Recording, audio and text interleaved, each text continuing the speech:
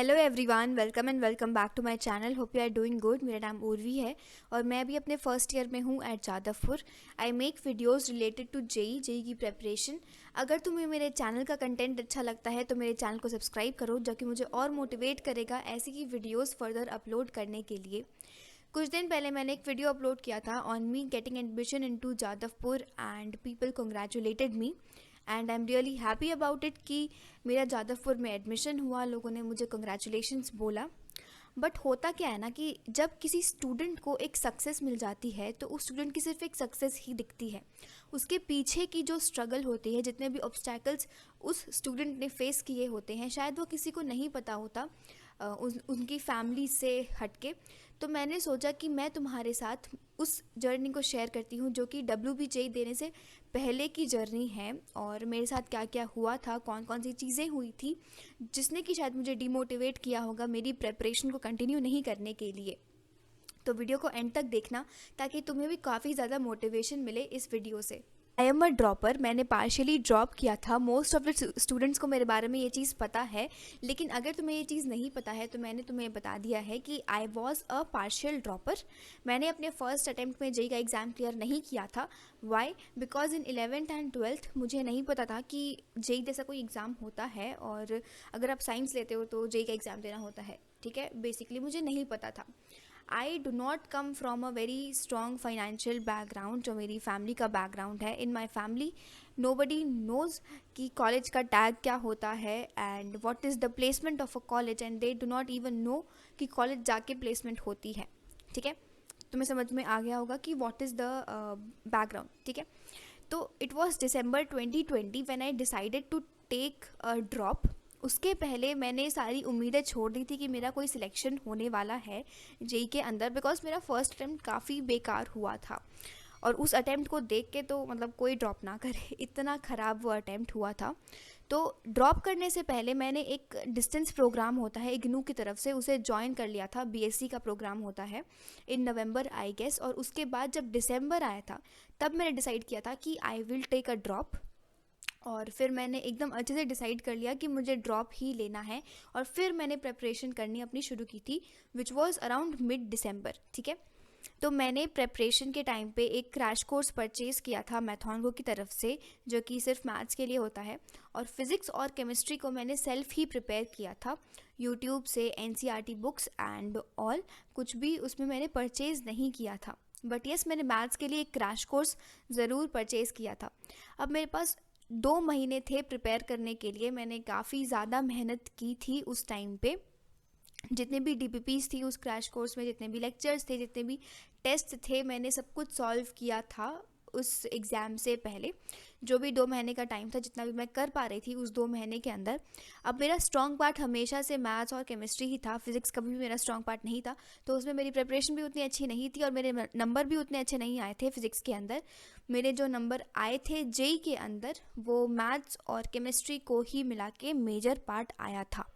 अब जब मेरा फर्स्ट अटैम्प्ट होने वाला था जेई का, उससे 1 वीक पहले मेरी जो मम्मी है वो स्लिप कर गई थी स्टेयर से। अब उन्हें कहीं जाना था सुबह, तो रश में वो स्लिप कर गई थी। तो जो 1 वीक पहले का टाइम था मेरा जेई के फर्स्ट अटैम्प्ट से, तो वो इसी चीज़ में निकल गया था। तो जो रिवीजन को टाइम जाना चाहिए था वो उतना टाइम नहीं गया था, और इसीलिए शायद मेरा फर्स्ट अटैम्प्ट उतना अच्छा नहीं हुआ। पूरा तो मैं नहीं कह सकती उस रीज़न से। जो मेरा स्कोर आया था फर्स्ट अटैम्प्ट में, it was 90 marks, which is obviously not good. तो तुम्हें ये चीज़ पता होनी चाहिए थी कि मेरा फर्स्ट अटैम्प्ट का स्कोर अच्छा नहीं था, मेरा थर्ड अटैम्प्ट का स्कोर अच्छा था। देन आफ्टर गिविंग मेरा फर्स्ट अटैम्प्ट, उसके बाद आता है जो हमारा मार्च वाला अटैम्प्ट था, जो कि मार्च 2021 में हुआ था। मैंने उसका फॉर्म नहीं भरा था, मैंने सिर्फ 2 ही अटैम्प्ट दिए थे जेई मेन के 4 अटैम्प्ट में से। ठीक है, और मार्च अटैम्प्ट होने के बाद हो गया था लॉकडाउन। तो मैंने इन लॉकडाउन ये सोचा कि मैं फिर से वापस से प्रेपरेशन करती हूँ, क्योंकि मेरी प्रेपरेशन तो हो ही चुकी थी। मुझे खाली एक अच्छे से रिवीजन करना मेरा बचा हुआ था, और मैंने फिर से काफ़ी अच्छे से प्रिपेयर करना शुरू किया था। और उसी टाइम मैंने अपने यूट्यूब चैनल को भी शुरू कर दिया था, ताकि मैं और कंसंट्रेट हो पाती अपने पढ़ाई करने के लिए। आखिर मैंने वो वीडियोस हटा दी है अपने चैनल से जो कि मैंने उस टाइम पे अपलोड करी थी, बट मैंने अपना यूट्यूब चैनल उसी टाइम पे स्टार्ट कर दिया था ताकि मैं खुद कंसंट्रेट कर पाऊँ अपनी प्रेपरेशन पे।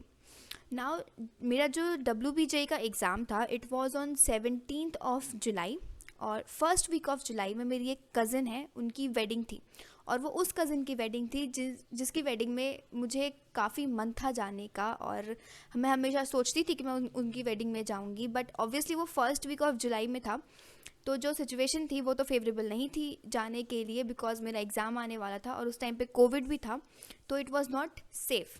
बट फिर भी चलो हम लोग ने अटेंड किया। जिस दिन संगीत का फंक्शन होता है, शादी में संगीत का फंक्शन होता है, तो जिस दिन संगीत का फंक्शन था उस दिन मेरे दीदी की भी परफॉर्मेंस थी वहाँ पे। एंड हुआ ये कि मेरी दीदी को एक इलेक्ट्रिक करंट का शॉक लगा था, एंड वो काफ़ी ज़्यादा हाई था, तो उसके कारण हम आगे की जो फंक्शंस थी उसे अटेंड तो नहीं कर पाए, और दीदी की तबीयत काफ़ी ज़्यादा ख़राब हो गई थी, तो उसके कारण भी 3 से 4 दिन वहाँ से निकल गए थे। ये वाली चीज़ होने के बाद मैंने फिर से WBJ का जो पूरा शेड्यूल मैंने डिज़ाइन किया था उसको फॉलो करना शुरू किया था, और 15th ऑफ जुलाई तक मैंने उसे फॉलो किया था। 15th को हमें निकल जाना था, क्योंकि मैं बिहार में रहती हूँ, तो एक दिन पहले ऑब्वियसली मुझे निकलना था एग्ज़ाम के लिए। और फिर 16 के दिन मैं वहाँ पे पहुँचने के बाद मैंने फिर से अपना रिवीजन कंटिन्यू ही रखा था। अब 16 को हम लोग रुके थे अपनी मासी के घर, ठीक है। तो जब आप अपनी फैमिली के घर पे रुकते हो तो ऑब्वियसली काफ़ी टाइम उनसे बातें करने में भी हम लोग स्पेंड करते हैं। तब जब मैं रात में सोने के लिए गई तो मेरी नींद भी नहीं पूरी हुई थी, बिकॉज़ इसी सब चीज़ में काफ़ी ज़्यादा शोर भी हो रहा था घर में। तो चलो ठीक है, मेरे को रात में 1 बजे के करीब नींद आ गई थी, वो वाला पार्ट तो फिर भी इग्नोर कर दिया था मैंने। जब मैं सेंटर जाने के लिए निकली थी तो सबसे पहले तो हम किसी और सेंटर ही पहुंच गए थे, हम लोग गलत जगह पे बेसिकली पहुंच गए थे, जबकि जो ड्राइवर था उसे हम जानते भी थे और उसे पता भी था कि ये कौन सा सेंटर है, फिर भी हम गलत सेंटर पे पहले पहुंच गए थे और उसके बाद हम अपने सही सेंटर पे पहुंचे थे। तो सेंटर पहुंचने के बाद तो मैं ऑलरेडी पैनिक में ही थी कि अब मेरा क्या होने वाला है। और फिर स्टार्ट होता है WBJ का एग्ज़ाम। जब हम लोग एग्ज़ाम देना शुरू कर चुके थे, मैथ्स का पेपर होता है पहले, 15 to 20 मिनट्स के बाद एक मैम आती है हमारे रूम के अंदर, और मेरे बगल में एक लड़की बैठी हुई थी, वो भी बिहार से ही आई हुई थी। तो उस मैम ने बोला कि तुम्हारा जो फेस है वो तुम्हारे आधार कार्ड के फेस से मैच नहीं कर रहा है। लेकिन तो जो लड़की थी उसने बोला कि नहीं मैम, मैंने तो ये चीज़ 4-5 साल पहले बनवाई थी, इसीलिए शायद मैच नहीं कर रहा है। तो इसी चीज़ को लेके वहाँ पे काफ़ी ड्रामा हुआ, और ऐसा नहीं था कि वो चीज़ रूम के बाहर हुई थी, वो हमारे जो एग्ज़ामिनेशन हॉल था उसी के अंदर ये चीज़ हो रही थी, और काफ़ी टाइम इसी में उन्होंने वेस्ट किया। और ऑब्वियसली जब कोई टीचर आता है, कोई इन्विजिलेटर आता है ये चीज़ चेक करने के लिए, तो काफ़ी हल्ला होता है उस रूम के अंदर। तो मेरा जो मैथ्स का पेपर वाला टाइम था वो इसी चीज़ में निकल गया, क्योंकि वो लड़की जो थी वो मेरे बगल में ही बैठी हुई थी, तो ऑब्वियसली डिस्ट्रैक्शन होना ही था। अराउंड 30 to 40 मिनट्स गए थे इस चीज़ में। जब वो मैम चली गई थी उसके बाद वापस से हमने अपना मैथ्स का पेपर करना शुरू किया था।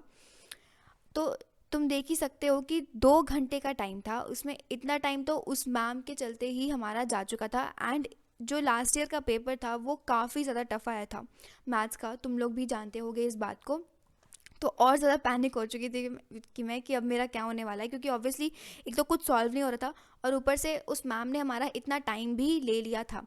वो तो कह सकते हैं कि मैं लकी थी कि जो 15-20 मिनट्स थे पहले के, मैंने उसमें 2 मार्क्स वाले क्वेश्चन सॉल्व कर लिए थे, जिससे कि मेरा एक मेजर जो मार्क्स था मेरा मैथ्स के अंदर वो आ चुका था। बट अगर वो मैम स्टार्टिंग में ही आ गई होती तो मेरा वो भी नहीं हुआ होता, ठीक है। तो ये हुआ था मेरे मैथ्स के पेपर के अंदर। अब जब मैथ्स का पेपर ख़त्म हो गया, मुझे पता तो था ही अंदर से कि अच्छा नहीं हुआ है पेपर, और उस टाइम पे ये बात नहीं पता थी कि हमारा जो पेपर है वो टफ़ आया है, इसीलिए उतना अच्छा नहीं हुआ है पेपर। बट जब हम लोग दे के निकले थे मैथ्स का पेपर, मेरा तो मूड बहुत ख़राब था और मुझे ऐसा लग रहा था कि मेरा सिलेक्शन ही नहीं होने वाला है इस एग्ज़ाम के अंदर।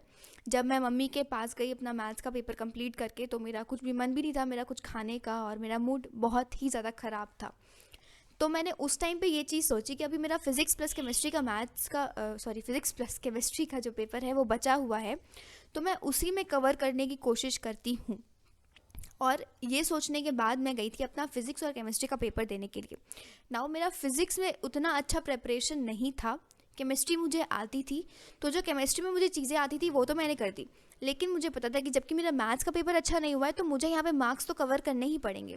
तो फिज़िक्स में मैंने ऐसे ऐसे क्वेश्चन सॉल्व कर दिए थे जिसका मुझे कोई आइडिया नहीं था, बाय डूइंग डायमेंशनल एनालिसिस, और जो भी मुझे समझ में आ रहा था उस टाइम पे मैंने वो सारी तरकीबें वहाँ पे लगा दी थी और मैंने क्वेश्चन सॉल्व करने का कोशिश किया था। और इसी के कारण ऐसा हुआ था कि जो मेरा मार्क्स था वो बैलेंस हो गया और मेरा जेयू में सिलेक्शन हो गया। वरना तो मेरा मैथ्स का पेपर भी ख़राब हुआ था, और अगर मैं ये नहीं सोचती कि मुझे मार्क्स कवर करने पड़ेंगे तो मेरा फिज़िक्स का भी पेपर बुरा होता। एक क्वेश्चन याद है मुझे, मैंने रोटेशन से सॉल्व किया था उस पेपर के अंदर, जबकि मुझे रोटेशन में कोई आइडिया नहीं था, कि मतलब मेरा बहुत वीक था रोटेशन वाला चैप्टर, फिर भी मैंने वो क्वेश्चन सॉल्व कर दिया था जस्ट बिकॉज कि मैंने ये चीज़ अपने मन में बना ली थी कि अब मुझे मार्क्स तो कवर करने ही हैं कैसे भी करके। उस टाइम पे ना वो सारी चीज़ें याद आ रही थी जो कि मैंने दिसंबर में सोचा था कि मैं उस कॉलेज में जाऊंगी, मुझे ये ब्रांच चाहिए। सबके मन में एक अपनी ड्रीम होती है। तो उस एग्ज़ाम को लिखते टाइम पे जब मुझे दिख रहा था कि नंबर नहीं आए हैं मैथ्स के पेपर के अंदर, तो वही सारी चीज़ें चल रही थी जिसने कि मुझे मोटिवेट किया और ज़्यादा मार्क्स को कवर करने के लिए फ़िज़िक्स प्लस केमिस्ट्री के पेपर में। तो एक चीज़ तुम यहाँ से सीख सकते हो WBJ पेपर के लिए, कि जो तुम्हारा फर्स्ट पेपर होता है ना वो काफ़ी इंपॉर्टेंट होता है। कैसे भी करके उसमें तुम्हें अच्छे नंबर लाने ही है, क्योंकि वो तुम्हें मोटिवेट करेगा फर्दर पेपर के लिए। वरना मेरी वाली कंडीशन हो सकती है, मेरे केस में चलो थोड़ा मैं मान सकती हूँ कि लक चल गया और नंबर बन गए, बट हर बार ऐसा नहीं होता है। इसलिए जो फर्स्ट पेपर होता है हमारा उसे हमें ज़्यादा अच्छा करना है ताकि हम डिमोटिवेट ना हो अपने सेकंड पेपर के लिए। एंड ऑब्वियसली जब तक सेकंड पेपर आता है तब तक हमारी एनर्जी भी डाउन हो चुकी है होती है एकदम। तो जाहिर सी बात है कि हम अपने सेकंड पेपर में कम परफॉर्म करेंगे as compared to our first paper. अब जब मैंने अपना फिज़िक्स और केमिस्ट्री का पेपर भी कंप्लीट कर लिया था, मैं बाहर आ गई थी, मैंने मम्मी को तो ये चीज़ बोल दी कि मेरा पेपर ठीक हुआ है, बट मेरे मुंह से समझ में आ रहा था मेरी मम्मी को भी पेपर उतना अच्छा नहीं हुआ है।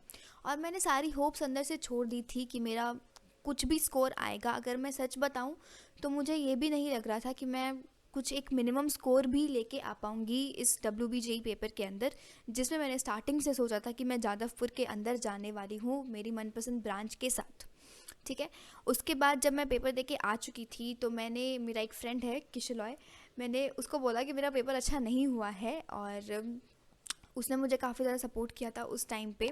बट फिर भी मुझे लग रहा था कि नहीं हुआ है मेरा पेपर अच्छा तो कुछ भी कर लो, कितना भी टफ आया हो पेपर, मेरे नंबर नहीं आने वाले हैं और मेरी रैंक तो बिल्कुल भी नहीं आने वाली है। बट फिर खैर उसके बाद जेई का जो थर्ड अटैम्प्ट होने वाला था वो हुआ था और मेरा ध्यान उसकी तरफ शिफ्ट हो गया था, और मेरा जो थर्ड अटैम्प्ट था जेई का वो भी अच्छा हो गया था। बट जेई की जो स्टोरी है वो मैं किसी और वीडियो में तुम्हारे साथ शेयर करूँगी, मैं इस वीडियो को ज़्यादा लंबा नहीं करना चाहती हूँ। फिर आता है हमारा WBJ का रिज़ल्ट, मेरी उसमें ठीक ठाक रैंक आ गई, और जबकि अब मैं जादवपुर में हूँ तो मैं काफ़ी खुश हूँ उस रिज़ल्ट के साथ। बट जितनी भी चीज़ें मेरे साथ पहले हुई थी वो हो सकता है वैसी कुछ चीज़ें तुम्हारे साथ भी हो सकती है। तो इस वीडियो से तुम्हें सिर्फ इतना ही सीखना है कि तुमने जो अपनी प्रेपरेशन की है उसी में अपना 100% दो।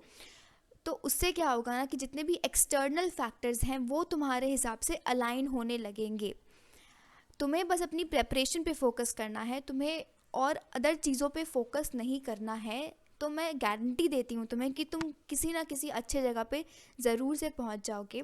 अगर तुम्हें इस वीडियो में कुछ भी सीखने के लिए मिलता है, कुछ भी मोटिवेटिंग लगता है, तो वीडियो को प्लीज़ लाइक करना। अगर मेरी जर्नी तुम्हें अच्छी लगी है, मोटिवेटिंग लगी है तो, और चैनल को सब्सक्राइब तो ज़रूर ही करना।